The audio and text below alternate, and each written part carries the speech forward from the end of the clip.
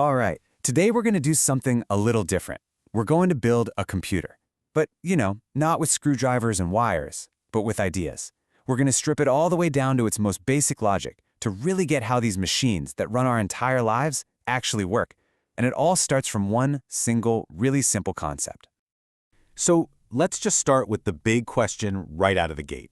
How does a piece of silicon, which is, let's be honest, basically a rock that we taught to think using lightning, how does that thing show you a cat video from halfway around the world? I mean, it seriously feels like magic, right? But by the end of this, you'll see it's not magic at all. It's just a few brilliant, logical steps stacked one on top of the other. Long before the first microchip was even a glimmer in someone's eye, the computer already existed as an idea. People like Charles Babbage were dreaming up something totally radical. Not a machine that did just one thing, like a calculator, but a universal machine. A machine that could solve pretty much any logical problem you could throw at it. And what's so wild is how familiar Babbage's design from the 1800s sounds today. I mean, look at this. It had a mill to do the calculations, that's what we'd call a processor. It had a store to hold the numbers, that's our memory, our RAM. And an operator to direct all the traffic, that's the control unit. This basic blueprint, it's literally the foundation for every single computer we use today. Okay, so we've got the blueprint for our machine. But what language does it speak? It obviously can't understand English or any human language.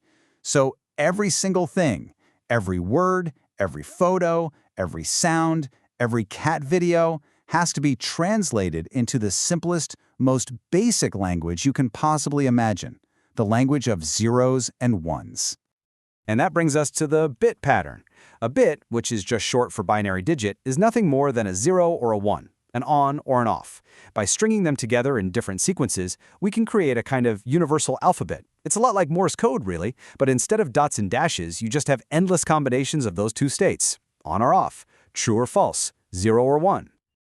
And here's a perfect example of what I'm talking about. That specific pattern of 8 bits you see, 01000001, that is how a computer represents the capital letter A. It's a standard called ASCII.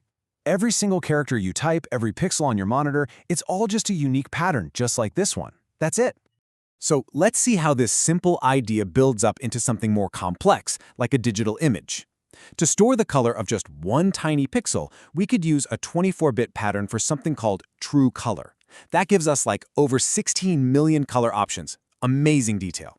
Or we could be smarter about it and use an 8-bit pattern for indexed color, which just points to a much smaller pre-selected palette of 256 colors. It's this constant balancing act, this trade-off between detail and file size. So if we go with that super high detail true color method, a totally standard 3-megapixel photo needs, get this, 72 million bits. That is a staggering number of individual zeros and ones that have to be stored and sent around. But if we use that more efficient indexed color method instead, we slash that number down to 24 million bits. We use a third of the data. And this principle, this whole idea of finding clever ways to represent the same information with fewer bits, that's the entire foundation of data compression.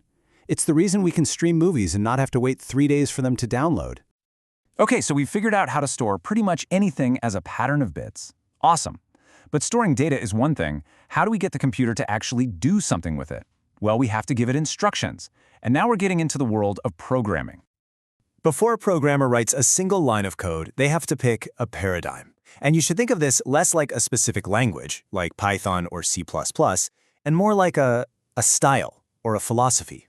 It's a fundamental way of thinking about how to build your instructions. The two big ones you hear about are procedural and object-oriented. With procedural, the program is kind of like a chef. It's the active thing, and it follows a very specific recipe, step by step, to manipulate all these passive ingredients.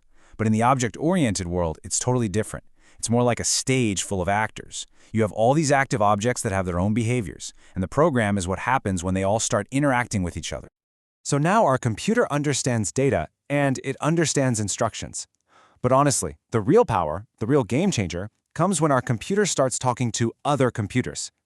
This giant global conversation is what we call the internet, and it only works because every single machine has its own unique address.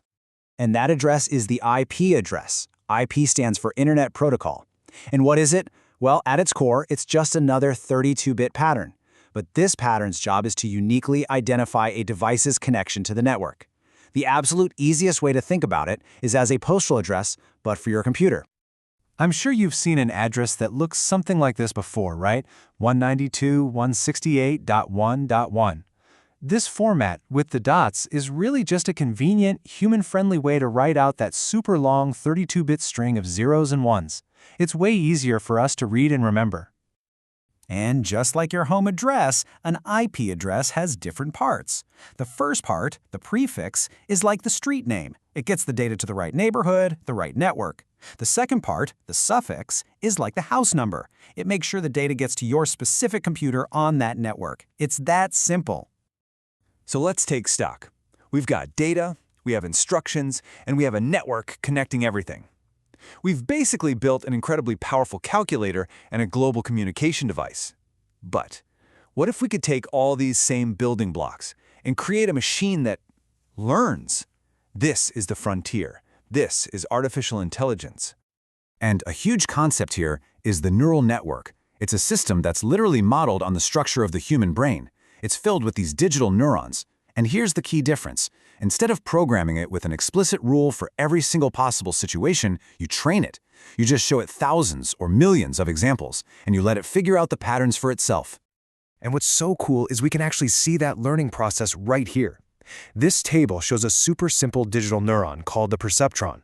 It takes in some inputs, it applies a weight, basically how important it thinks each input is, and then it produces an output. Now look at that third row. It got the answer wrong. The output it produced was a 1, but the actual correct output was a 0.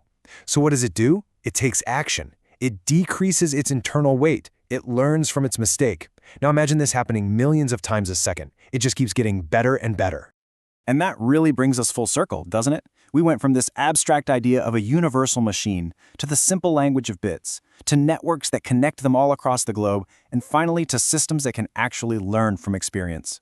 So if all of it, from top to bottom, just boils down to clever patterns of zeros and ones, what are the real limits here? What can't we teach a machine?